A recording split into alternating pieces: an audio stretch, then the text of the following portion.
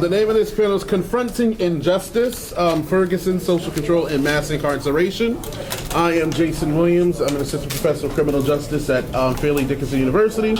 And from time to time, I will adjunct here in the social department, teaching criminology, intro to social, things of that sort. I want to first start off by allowing the panelists to introduce themselves and just give a little bit of background. I am a criminologist by trade. I study issues of social control, race and crime, radical criminology, also into the sociology of knowledge. I'm sorry, go ahead, Sean. I'm Sean Wilson. I'm a doctoral student at Texas Southern University. I'm studying the administration of justice. Some of my research interests are race and crime, prisoner reentry, juvenile justice, and critical criminology.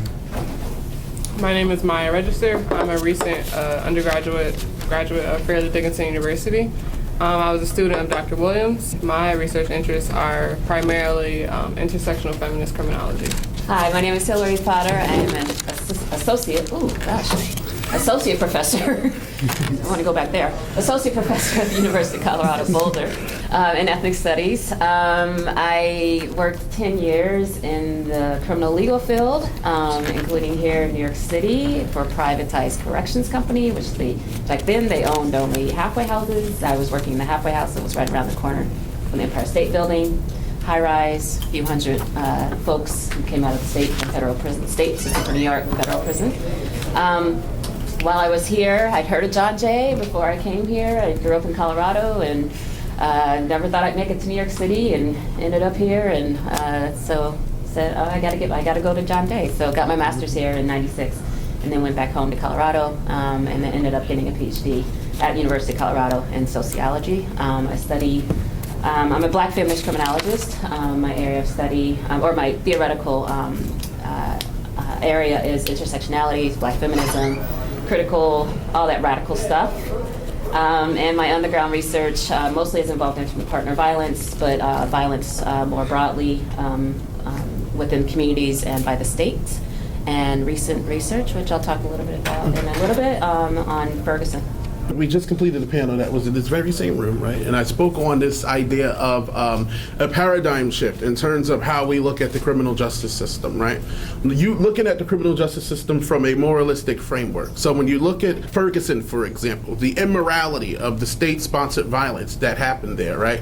When you look at Cleveland, for example, right? The 100 and something shots that was fired into the car with the two African Americans in there. And then we've recently found out that the officer who had the nerve to stand on the hood, right, and fire 40 something shots was acquitted, essentially, was found not guilty. Just to quote the judge, "I will not sacrifice him to a public frustrated by historical mistreatment at the hands of other officers."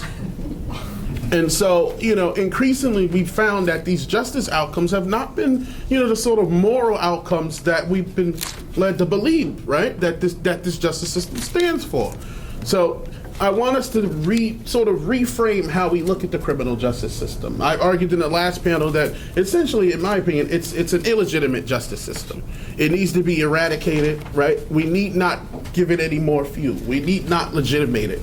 And we need to use instances like Ferguson, Cleveland, and even just the historical context, right?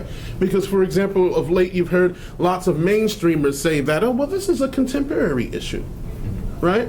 In particular with the Mike Brown incident. And I'm a criminologist, so I've heard this within criminological circles, that, oh, well, this is just contemporary. Especially from scholars who are also ex-practitioners. And I mentioned in the last panel that one of my colleagues had actually said, and this is in reference to the Gardner's protests here in the city, that he couldn't believe or understand why there were so many whites out there marching. Right? So when you think about the question of morality, think about our collective consciousness, and how this has even caused some mainstreamers to come out. So I think what we need to do is take advantage of this momentum, right? This new movement that it appears to be, but sort of shift the paradigm in terms of how we look at it. I think that we need to eradicate it and rebuild a completely new justice system that is going to take into account one's humanity, right? And all of these sort of intersectional differences, that causes some people's lives to be devalued while other people's lives are valued more. We'll move on to Sean. Well, some of the themes that I picked up from attending several panels at this year's Left Forum were Black liberation, well, one of the, I guess, ones that stuck to me in regards to, I guess, criminology and criminal justice and some of the contemporary justice issues that we face are Black liberation.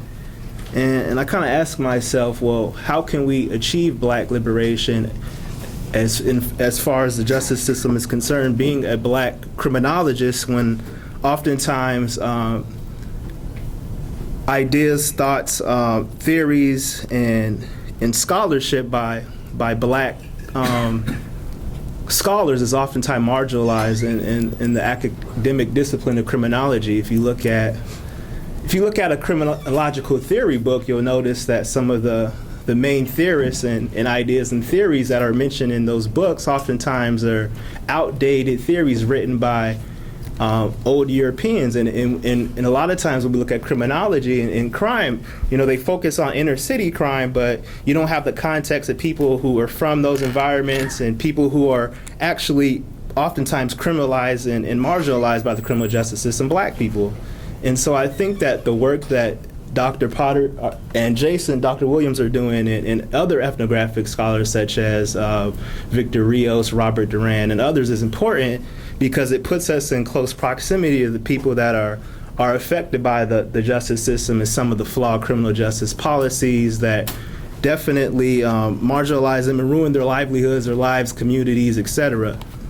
And so I think for us to be able to effectuate change, it's important for criminologists of color like myself and well-known criminologists like Dr. Potter and others who are always in the field doing work. They're always contributing to the body of knowledge, and I think it's important that as a discipline for criminology to accept their thoughts as being, especially the qualitative work, as being actual data. I recently watched a discussion that he introduced me to. He's actually going to Baltimore to do some qualitative work, and one of the scholars mentioned how a lot of times when we look at criminological research, we don't consider qualitative interviews as data, and she mentioned that that is data.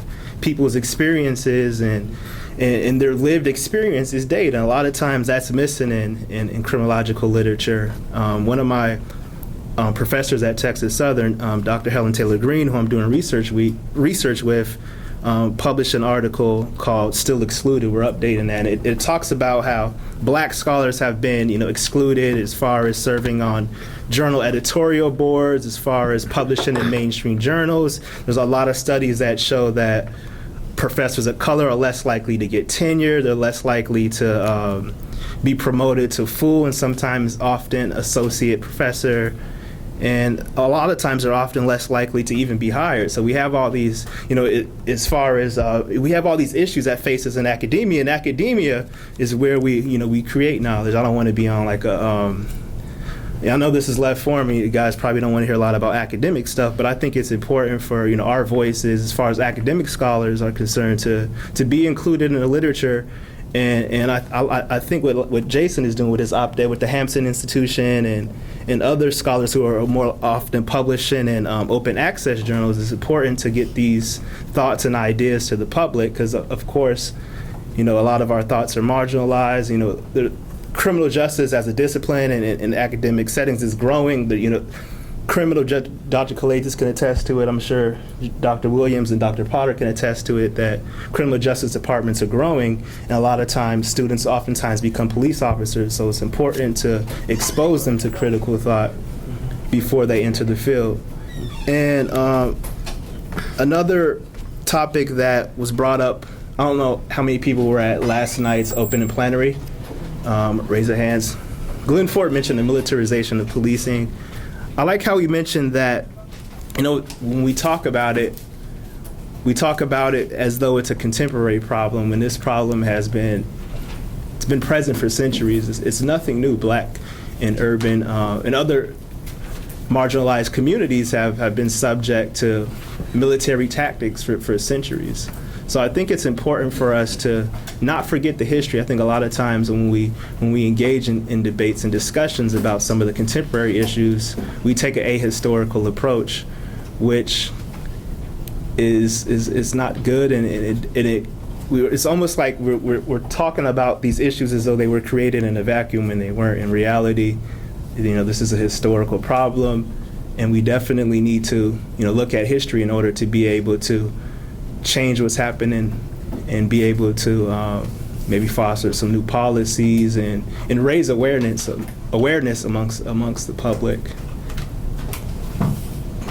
So I'll give a little background as to what I'll be talking about today and essentially why I'm here. I did an independent study, and Dr. Williams was my mentor. He's been my mentor since I chose to do criminal justice. And the reason I chose criminal justice is because someone mentioned it. I think you mentioned it in the last one, was because you're guaranteed a job afterwards, and that's kind of what they market to you. So that's why, after changing my major like 4 times, I chose criminal justice, because I wanted to get a job. But after all that hubbub and hogwash, I cleared my mind and I realized that this is important because this affects me every day, whether I'm in the system or if I'm not in the system. In my final semester, I wrote a research paper where I focused on disproportionate minority contact and criminological theory. So the theory that I chose was Bladlock's racial threat theory, and I expanded it to minority threat theory because we need to look at criminal justice in an intersectional way. And a little background on DMC. It was the result of the Juvenile Justice and Delinquency Prevention Act, which is super, super old. And then finally, it used to be called disproportionate minority confinement because we realized that black, primarily boys, were in correction facilities much more than they should have been based on the 15% population in the country. So then finally in the 90s or early 2000s, the OJJDP realized that blacks were impacted at every component of the system: policing, court system, and corrections. There was overrepresentation. Obviously, you have to be in all those other components to get to corrections. So my paper, it expands upon that as well to look at queer black women or queer black girls. And I use queer to encompass lesbian, bisexual, trans girls, and who are black, because we need to understand that there is a different level of intensified oppression when you have all of those identities that interact at the same time, as opposed to just being a girl, just being black, or being all of those things at the same time. So I quote Dr. Potter a lot in my research, so please understand that this is a crazy moment for me right now to be sitting next to her and presenting my research. And my conclusions are drawn from her work a lot, because this is not a new phenomenon for a call for intersectional work. This is not new. This is something that black women, feminist criminologists have been asking and have been demanding for decades, because we have seen, we experience these issues every day, so we know that they happen. It's just something that a lot of people are not conscious of because they don't experience it and they don't care, because the identities of queer and black women have been erased by the criminal justice system, and because the justice system provides or has a major influence over public opinion, we take those as Bible. So we then exert those types of behaviors and attitudes and perceptions and exert those over queer black women and black women in general, and as civilians. So I had some major findings from my research that, which was a literature review, so it just kind of shows where we are with the research and what we're thinking about and talking about. So some of my major findings were that we have little knowledge on the perceptions of how youth are directly affected, but we have a lot of knowledge on how the practitioners and professionals have little understanding of these communities and how they're supposed to be working with them and helping with them, but instead, once they enter the systems, whether it's social service systems or the juvenile justice systems, they then are re-victimized. And then most of the research, while research is supposed to have a narrowed focus, you're supposed to hone down on one specific aspect that you want to research in general, the approach has been much too narrow and much too closed-minded, and we've diminished one or two identities and when we focus on just women or just girls or just boys or just blacks or just whites or just Latinos, or so we only focus on one of those identities as opposed to understanding how all of those collide and interact when you enter the justice system as a child. And then most of the focus groups in the quantitative research, there was a lot of limitation. This is a little startling, not really, but most of the focus groups were primarily dominated. When you talk to boys, they're primarily dominated by white boys. When you talk to girls, they were primarily dominated by white girls.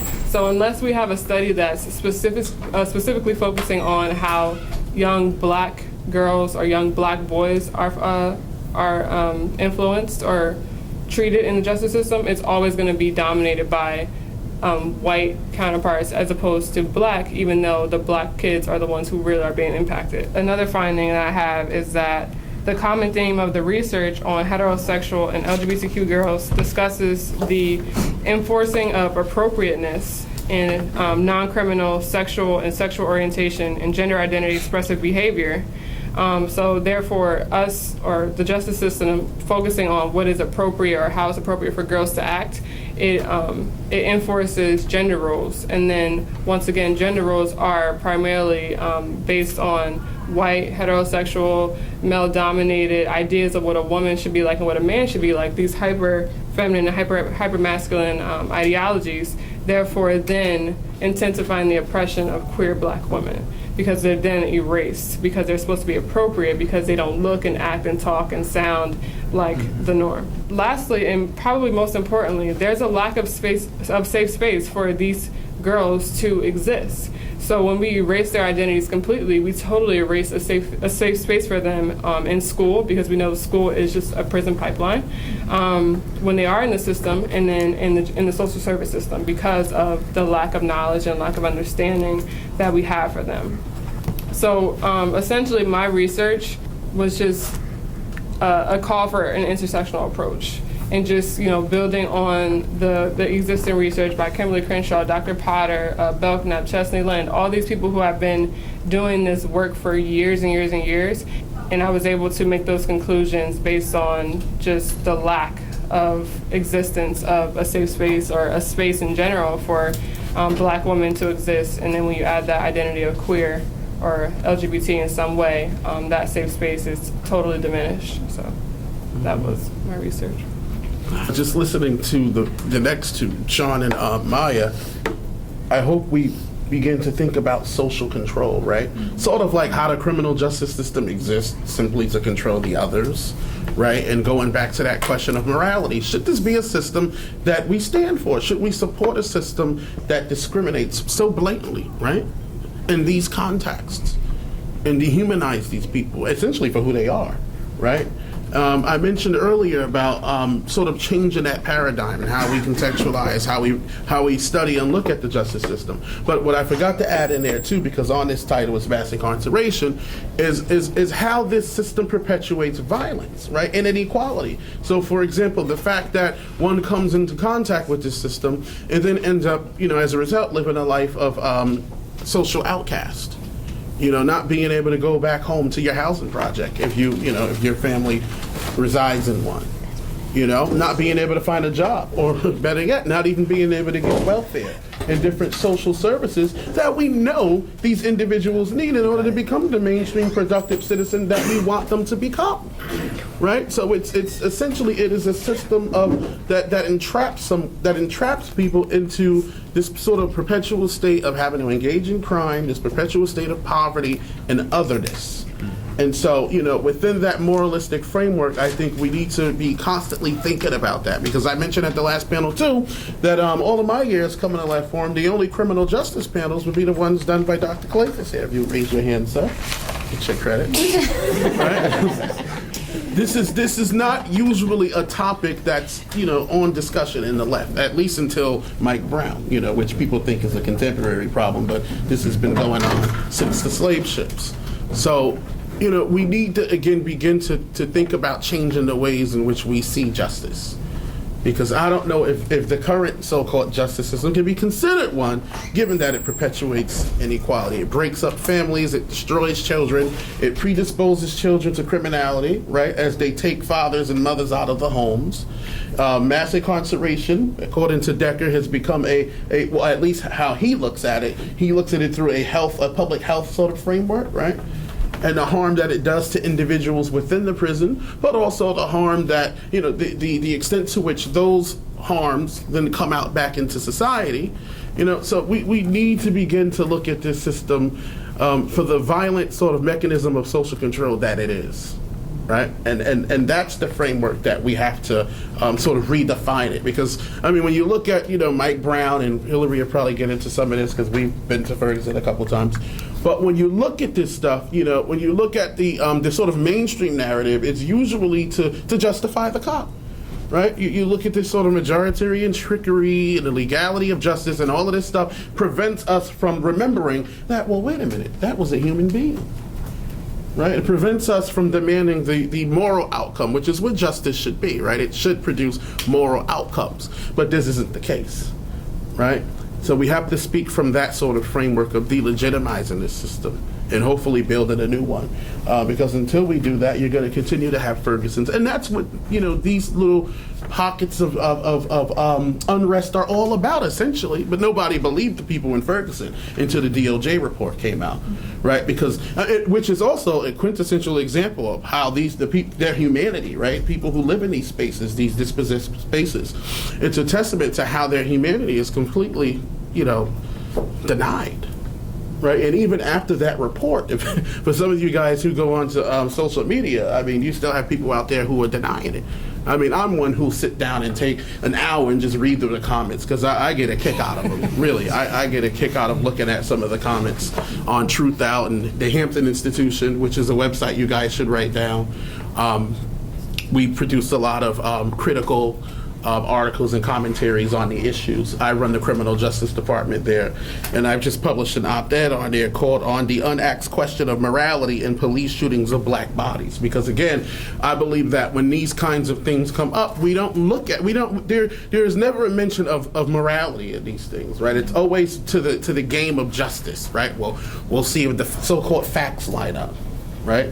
We got to see if the facts line up. It has to go through this process of so-called justice, and then yet time and time again, these people die without any justice, right? We have these movements. We have even the DOJ report. This is the first time we've had a DOJ report on civil unrest that was connected to police brutality. You have the Kerner Commission. You even have state and local commissions that were put together to look to address these issues, right? So this isn't the first time this has happened. But I think now what we need to do is take this baton, right? Because this is a new movement and it's gaining a lot of traction and momentum. But I think what we now have to do is snatch back the narrative, right? And call it out for what it is, right? Which is that this system is illegitimate. This is not a system of justice. Justice does not perpetuate more inequality. Again, just coming in contact with the system, now one is led to a life of outcasts. You can't get a job, right? If your family resides in public housing, well, you really can't go and visit them. I grew up in a public housing complex, so I know the complexities of this and the hyper-surveillance that exists within these spaces. I remember when they first installed the cameras in the hallways and in the elevators. I remember being 12 years old and hearing a sheriff say during a drug raid that this place is like a damn zoo. So I remember all of these things. Right, and so to me, that's not an expression of justice. That's not that doesn't come from a place of morality, right? And so we need to redefine, the purpose, which is what I advocate in this article. What is the purpose of this system? What is the purpose? Is it to achieve justice, or is it to govern certain individuals? What is the purpose? So with that said, I'll move on to. Oh, we have more than enough. We're done like at 1:50, so right now it's 12:30. 10 minutes? How much time should I talk? That's okay. We got until 1:50. As long as you want. No, I won't, because I could go on for days. As long as you want, Hillary. Yes. Yeah, we have till 1:50. So I think essentially what all of us are talking about, and those of our ilk, particularly those of us who are academics, but what we like to refer to ourselves more precisely as activist scholars. Sometimes you hear scholar activist, but we like to put activist before scholar, whether it's from however we define activism. And what we're focusing on, what we're trying to push, is this concept of disrupt and revolutionize. Disrupt and revolutionize. And we need to do it at different levels, right? So as academics, we have a role, in the research that we do, but we still have a long ways to go. We're still trying to break through those walls, break through those ceilings, et cetera, glass ceilings, just even, they'll allow us into the academy, into higher education. They'll allow us into graduate programs, us meaning particularly those who are marginalized. So nowadays with criminal justice, it's actually there are actually more women who are majoring in criminal justice. So it's not as much just a gender issue, but of course we need to think intersectionally about it. But particularly those of color, of any gender, people of color of any gender, or just even critical thinkers. So regardless of what your identities are, critical thinkers that we sometimes get allowed into these programs, into these academies. And I was just speaking to someone, a graduate student, a few weeks ago, because I try to do as much mentoring as I can. And the struggles of seeing who is being, who gets in these programs, but who is being mentored once they get into the programs. And then unfortunately, those who are, more the radical thinkers, critical thinkers, a lot of already marginalized individuals, it seems like the programs are saying, okay, we're done. We've met our diversity goals. We got this number, exactly, check mark. Is that what you're doing? Check. Right, check the box. We did our work. We got, now we have 5% or whatever percentage they were looking for in the program, and then they forget about those folks. I could have been one of those in my second graduate program for my PhD, but I was really fortunate with Professor Joanne Belknap to be taken under her wing and to be introduced to people and to make my own path. So disrupting and revolutionizing is what we're trying to do, and that we need to do it at different levels. So as academics, like I said, we have a certain role that we're trying to, certain things that we're trying to do, but just any individuals. And that it's not, even though, yes, it's about Black Lives Matter, it's not, we know that it's not just about Black lives, but it's not as easy as saying, oh, but all lives matter. That's not the point. That's not what we're trying to say.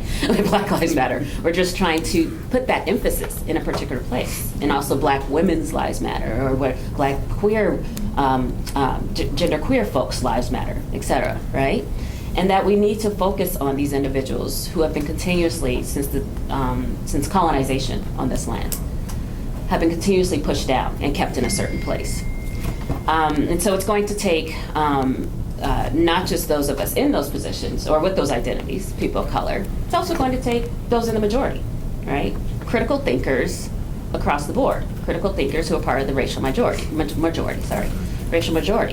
I've refused for the past couple years to serve on, I'm like, no more diversity committees. I'm not serving on any more diversity committees.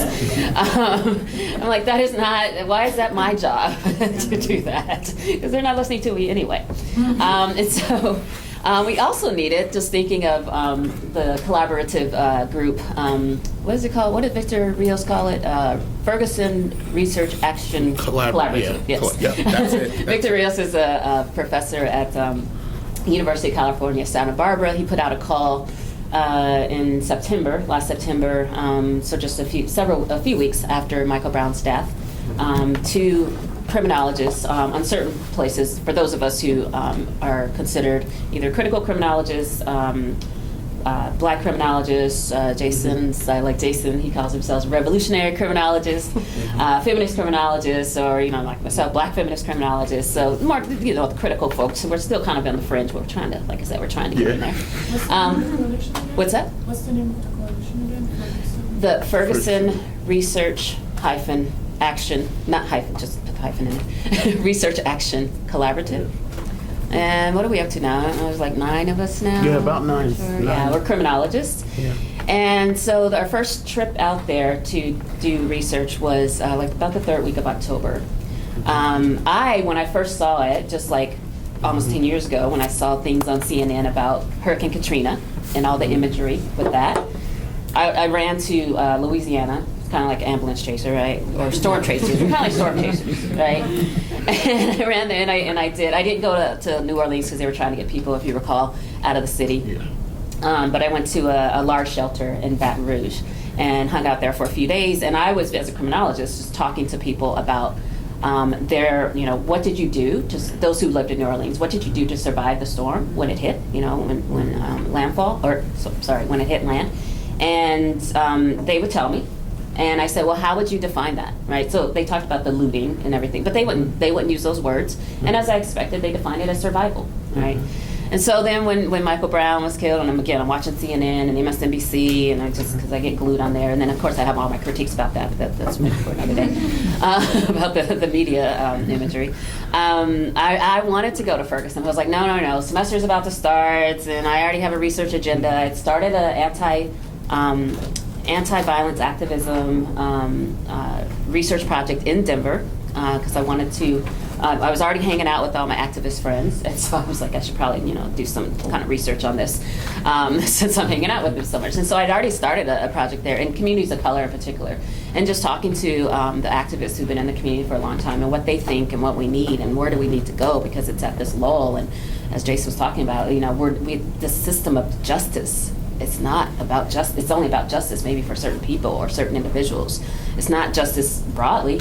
Who's getting justice? Are the victims really getting justice, right? From what's happening with the so-called offenders? And so, but I didn't go. But then Victor puts his call out, so then I go to Ferguson. So I ended up going 4 times. The last time I was there, it's been a while. There was definitely a lot of vicarious trauma that we suffer as ethnographers, as qualitative researchers. And then a lot of us who do this work, we have our own histories of the things that we've suffered from. So even though I'm very privileged. I have a PhD. I'm at a research intensive university. I make pretty good money. So I'm probably about upper middle class, I guess. I own my own home, blah, blah, blah, blah, blah, right? But I still face, the department I'm in now wasn't the department I was in. I was in the Department of Sociology, previous 9 years, and faced much racism within that. And that's why I left, right? So we have our own histories as well on top of that. And so then you go into these settings and interviewing these folks and seeing this thing, but just, it's all relative, seeing what they've been going through in Ferguson. So my last trip was when the grand jury announcement was read, and so I got back on the ground that same day, like about an hour. I was able to get into Ferguson. And if you recall, it was that week of Thanksgiving. It was a few days before Thanksgiving, if you remember. And so that was the first time I was tear gassed, and last time I haven't been tear gassed since then. And just going through all that and seeing that this is justice, right? And all the pictures that I took and saw, and just even pictures just in my mind that are stuck there, and that we've seen, whether it's on CNN or you've seen yourself. Just of when you look and like, wow, why did these pictures, these snapshots from my mind look like what we see our military, U.S. military, doing in the Middle East? And that it's even the same weaponry that's being used, whether it's the firearms or the tear gas, because that stuff is no joke. And that, as a protester, you have to have your protest kit, and that, so you have your megaphone, you got your signs, you've got your T-shirts, you got, whatever you need, and then you make sure you have, if you can afford a tear gas mask, which a lot of them don't, because you got to be able to afford that. But just make sure you have your mix of milk or magenta, so you can put it in your eyes if you do get tear gas or pepper sprayed. And why in the United States of America, 2014, 2015, is that something that we have to do? We have to have our little protester kit in order to go out and to exercise our First Amendment rights and to say that this is not what justice should look like. I was just, when I came in, reading the quote that John Jay made and about making sure we don't stop until discrimination is eradicated, and for all people of all colors, and just rethinking that's what we need to continue to work on. And so I will say, I mean, I have, like I said, I have a lot of thoughts, a lot of things that we could say, but I'd rather have more discussion. But one of the things that one of the concrete suggestions that I have related to the issue of militarization of our police force. It's been militarized for a very long time, right? This isn't a new thing. Yes, the weaponry, the machinery, the vehicles they have, right? The way they dress now is more protecting them, and I get it. They do need to be protected because there are a lot of good folks who are doing police work out there, and they do need to be protected because there are also a lot of folks out there who, for different reasons, which that's something we need to think about too, and that's something we're trying to press as criminologists, that we need to think about why are people engaging in these so-called criminal activities. And even before we get to that, what's considered criminal? But if we're talking about, the type of violence where, someone takes a gun and shoots somebody, kills somebody, someone robs somebody, etc., we need to think about, well, what's the reasoning behind that to even get to that? But then how we're addressing that, and are we addressing it in the correct way? And do we need to really have this high, intense, this intense militarized response to it? So some of my recommendations, and I told a local reporter, in Colorado for a magazine, a monthly magazine there, when I interviewed with her a few days ago. She's like, wow, I haven't heard that. So it's a little radical. So of course you hear about the demilitarization. Like, oh, okay, stop giving them those military, and even Obama has spoken on that, President Obama has spoken on that recently. Stop giving them, these local police departments, this certain machinery. Well, I think we also need to frame what we think about fighting crime, right? So let's redefine that. And one of the ways to redefine that is to redefine who's becoming a police officer and what we're asking when they become a police officer. So one of the things that I do, and some people are like, how do you do, you're over here doing all this activist stuff, then you all got this academic stuff, and you're writing all this radical crap, and then you're over here, or I'm a commissioner for this Denver Civil Service Commission. It's one of 5 people, we're volunteers, I'm a mayoral appointment. And we're the second to the last to decide who becomes a police officer or firefighter in Denver. And so I hang out a lot with folks like that and have some decision making in that area. And so they say, how can you say that? So I see these files. One of the things that we know with many police departments, including the one that I am providing folks to, the Denver Police Department, is that you get extra points for having served in the military. That needs to be decoupled.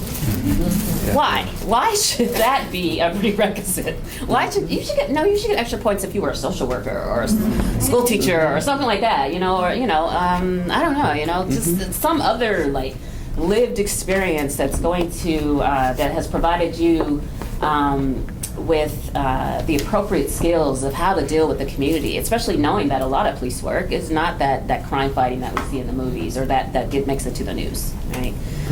So that's one of the things where concrete things that we can do is to change even the requirements, right? Because a lot of times we talk about all these different tests, and the things that we're looking at, and we try to foresee the different psychological tests that are used in the recruitment process for police, trying to foresee, is this person going to be a bad cop? But there are other things that we can do aside from that. And the tests that are used right now, because we kind of ignore them as commissioners, because once the background investigators get in there and start interviewing people, and even people that the applicant doesn't provide, so unlisted references and things like that, it is not really matching up with those suitability exams, that at least the ones that are being used. And maybe there are probably better psychological exams, but there's some issues around using some of those.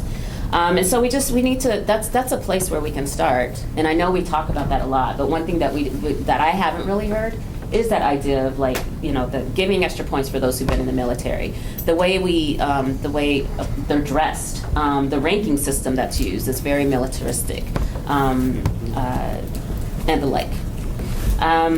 So I will stop there. Like I said, I have way more that I could say, and I have a new book out. That's right. Hold it up. Hold it up. It's a little book, but Facts of punch. But it's very academic. It's called Intersectionality in Criminology, and the subtitle is Disrupting and Revolutionizing Studies of Crime. And it's where I talk about what some of the folks up here, these great folks up here, have already talked about it with regard to who's getting a seat at the table, how we need to think about even in criminology, the study of crime, the way we're studying it, the way we're looking at it. And so one of these chapters, and it helps that I have tenure now, because one of the chapters that I critique some of the big boys in criminology. They probably won't read it anyway, but someone might tell them that I'm critiquing them. So, so I critique, and I try to do a constructive criticism about, for instance, and this will be my last statement, Samson and Laub, who did great work. It's this awesome longitudinal study. The men are, if they're not dead, they're like in their 80s by now, I think, right? Because study out of Boston where they were first. 1,000 boys were interviewed and a lot of other testing done when they were, I guess, about 10. I'm sorry, I'm trying to remember the details, the ages, right? It was around that. And then there was follow-up after that. And the last follow-up was about 15 years ago, I think, when Samson allowed. And so the thing is that even when they came back and did a second edition or a follow-up book 10 years later, they talked about the critiques that they got from other people saying that you can't apply these experiences across the board because most of those guys, they lived in Boston, they were white dudes. They talked about ethnicity, they were different ethnicities, and I know in the Northeast it's a little bit different, Italian versus Irish versus Polish. Out back west where I'm from, there's everybody's just kind of white. But so I get that, I get the differences with that. But that I think there was maybe one black dude that happened to be in the study or something like that. And that they say that, this applies to everybody. And they even say this applies, these experiences apply to women as well. And so even when they came back and did their follow-up study, we saw their critiques on that, but we still say that our theories, or our theory, can apply to across the board. And it's just really frustrating, because those are the guys who are getting the most play. They're the ones you will see on CNN, the experts, some of those guys, or in the newspapers being quoted. And a few other folks who are constantly on CNN. I won't mention their names. There's a couple of folks. It's not even that many, right? And that who's even getting a seat at the table? And so, I talk about that. And one of the things that I say, because it's not just about when we think about race and justice, it's not just about looking at people of color. It's about looking at whiteness as well. And so that's one of the things I talk about here is that they actually missed an opportunity to talk about whiteness. To talk about how those, 500, because it was 500 delinquent boys who were matched with 500 boys who weren't delinquent. The 500 who they followed all the way through to their 70s. They really missed that opportunity to talk about their place, in the society and how it was that they still, have this path to crime, but based on their identity as being at the top of the hierarchy as white men. So they actually missed an opportunity to talk about that. So when we talk about race and justice, it's not just about talking about the other or the marginalized. It's about talking about whiteness as well, and that we need to talk about that more to confront injustice. I mean, I know you wanted to add something. Just piggybacking off of the Samson and Laub theories. When I was writing my paper, I was trying to figure out which social control theory to use, and I called Dr. Williams like, hold up, are you using he or she? Because I'm super confused. He or she, his theories were like 1967, and they're widely used in criminological textbooks. So I was using that from my old textbook, and I was like, wait, he said race is irrelevant. This is not the social control theory that I'm supposed to be using. So finally, I came across Blalock's theory of racial threat. So then I realized how historically messed up that the criminal justice system is, that this guy, his theories are still used in my textbook, and I'm graduating in 2015. I didn't understand why, they felt like it was okay to confuse students and say that race is not a component, gender was not a component, and totally just look over all that data they were finding that blacks were overrepresented in the criminal justice system and juvenile justice systems. So, I'm glad you mentioned that, because that was a huge breakthrough for me when I found racial threat theory, because I was, for a couple months I was trying to figure out, okay, well, how can I incorporate this and disprove it? But it just shows where we are still. in the criminal justice system. Yeah, there's a battle even in academia, essentially, right? I mean, Green, Gabaldon, and Young, right? The African American classics. One of the first books that really came out and tried to encapsulate African American thought, right, as it pertains to criminal justice and criminology. And the title is African American Thoughts in Criminology and Criminal Justice. And she invited me on to help do a new one. So we're going to definitely put Hillary in there because that book was written like years ago. But there's even this sort of fight in academia to be heard, right? So Black lives matter, but so does Black criminologists. Our voices should matter. our voices should matter as well. And I want to invite you guys to embrace the field, because typically when people think of criminal justice or criminology, they think, oh, that's police, conservative, definitely anti-leftist, so forth and so on. So I want to encourage you guys to embrace it, because when I first went into criminal justice, it was really sort of my own little pre-law preparation program, because I wanted to be a lawyer, But then luckily having Dr. Khalifa as a professor and being I'm going to keep shouting you out, and being introduced to these sort of alternative perspectives of view that I actually embraced and felt represented my voice. Because, initially sitting in these classes, I would hear the professor say things and read passages in the textbooks and say, well, wait a minute, this isn't how we feel, coming from a housing project, coming from the hood. I'm like, no, that can't possibly be true, But as I remained in the program and, again, getting introduced to different alternative texts, I begin to see that, no, there is room in this discipline, in this space for me. So I want to encourage you guys, to get her book. There are various other books. I can give you, we'll write my email on the board, probably my Jason W. And if you need a bibliography, I can, send you articles. I can propose books to you and things of that sort, because there is a left voice within criminology and criminal justice. And it's important, especially in these days and times with, for example, Ferguson, and so, but also with this hyper surveillance that we have going on here with the NSA, and all of that stuff is contextual to social control, which is essentially criminology and criminal justice. So you guys got to get with the program and read some of our stuff. Okay, I'm trying to invite you into our discipline so you can become. I also forgot to mention that in the scope of doing this type of work, my fiance and I, Leah, up in the corner, we started our own organization called Johnson Register Alliance. And we started this because we felt that in the LGBT realm, there was no space for Black and brown people. So we felt that we needed to show some visibility and let young people know that we are out there and that our stories are not just of suicide and of violence, and that we are happy and we are getting married and we're having kids someday and we're going to school, we're educated. So that's kind of what we do. And then we're also, as we expand, we're developing that research kind of aspect, because we both are academics. Yeah, we're going to be doing a study soon here with, if you want to talk about it. Soon. Our idea, anyway. When Dr. Williams and I talk on the phone, we just have these crazy conversations, and he assigns homework to me to start a new research study. So we're going to be doing homeless LGBTQ youth and just kind of understanding the components of that in the criminal justice system.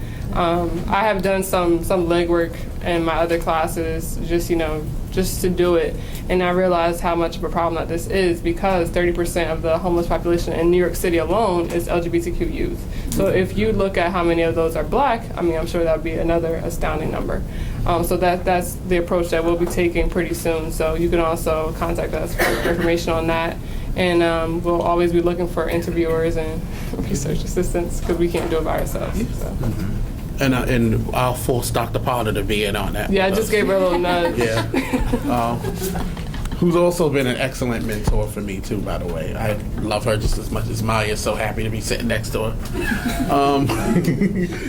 So let's open Jason this. already did, some new journal that we're going to start. Oh, yes, that's right. We want to start a Journal of Revolutionary Criminology. So, yeah, we'll do it. It's in stages. We got this book out first, so.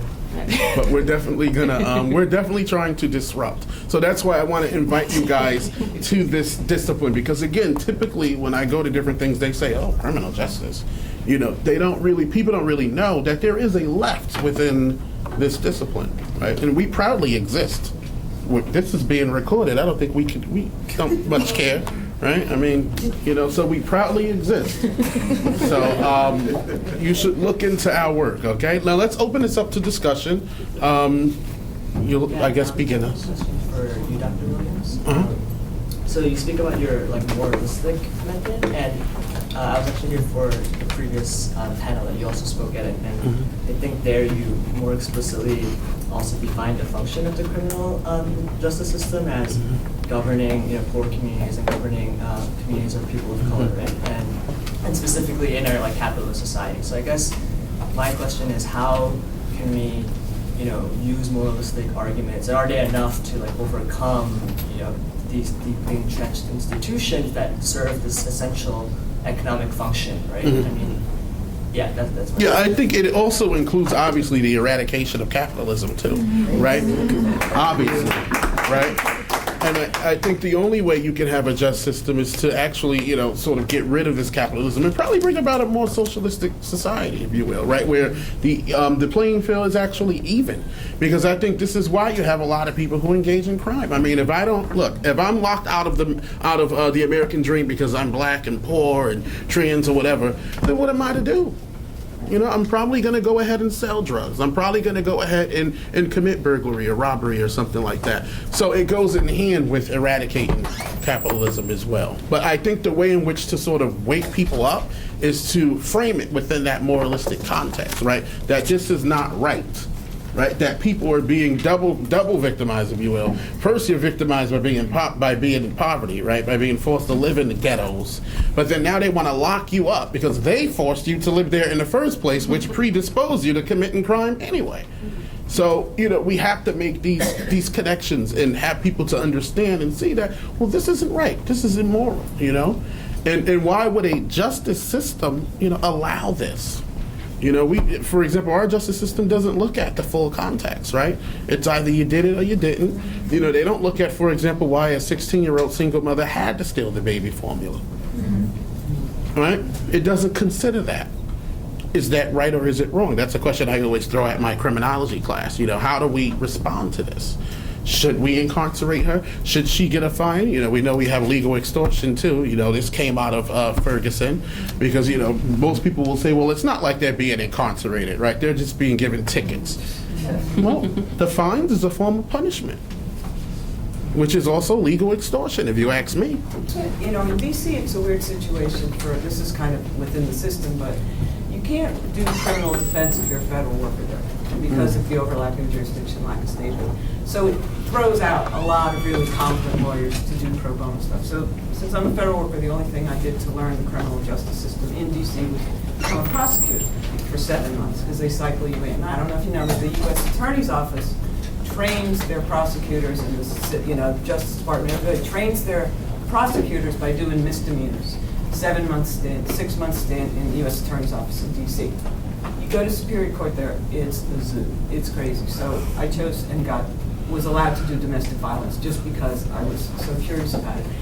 And the criminalization, with the poverty rate in D.C., although it's changing because of gentrification, but the cycle, because the threshold for police to come in, because nobody wants to refuse for domestic violence. It's a really crazy aspect of criminal law because I'm telling you guys, it can go from a simple rat-a-tat to a very violent crime just because domestic violence is so special in a lot of ways.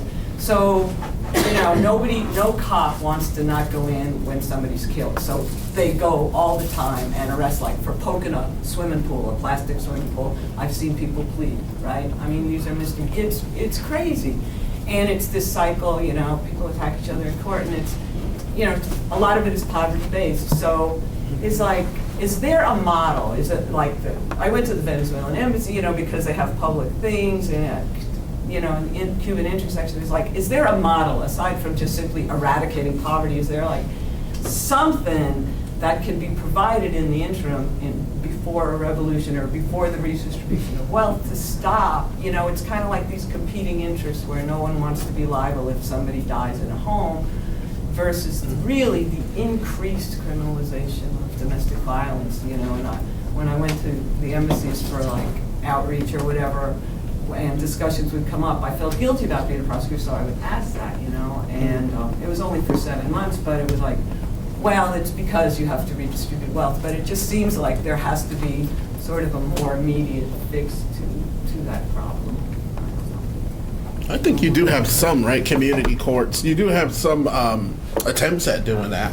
But, I mean, they compete within the political arena. You know, for example, when you're looking at, I don't really support community policing. I think it's a surveillance program. But when you look at community policing, when you look at the drug courts and community courts, you often find that they're swiftly defunded. You know, but I think that these are minor ways in which we try to accomplish that, but I think you just have to get rid of it. I think that's the only way to really fix it, is to just eradicate the system. Because even when you do come up with community courts and things of that sort, they get rid of it. You know, the same with community policing. I mean, in my housing project, we did have a community policing squad. They were okay, but they got rid of it. Within a year, I think, they got rid of them. I mean, they were nice. We went on field trips. They educated us about policing. They gave us our little fake badges and things like that, and we felt special. You know, took us out of the hood. You know, it was an interesting experience, but they were gone after a year. So I think the only way to really stop it is to get rid of the current system, because they'll give you a little bit, right, just to make you think that things are going to change, and then right when you're comfortable with it, they snatch it back. All this money that's going into the correction system and just even policing, that's the biggest budget. And then the money, comparatively, the amount that goes into the education system, you know, say in a local government. I know years ago in Colorado, which I was completely against it, but it was just going ahead with those of us who were against it. They built this new 500-bed facility for boys, delinquent boys. And even to get that, was when I was a probation officer as well, juvenile probation officer. That was my last job in the criminal legal field in Denver as a state level court. And in order to even get to this very nice, once they built it, it works like a boarding school. They refer to them as student athletes. It's all boys. And even to get to that, you have to have gotten in trouble before. I guess I was a failed probation officer who screwed up on probation. But I was always trying to keep them in the home, and then the judge would be like, no, you know, and send them away anyway. And that all that money went into that, and that these boys couldn't have this awesome opportunity, because you go and you do a visit, and it's just this great, you know, all these different programs, vocational programs, traditional academic educational programs, and that they couldn't even have that opportunity because, of course, you know, the majority of the boys were from lower income and overrepresentation of brown and black boys. You couldn't even get there until you screwed up with the criminal legal system. I mean, that's just backwards thinking.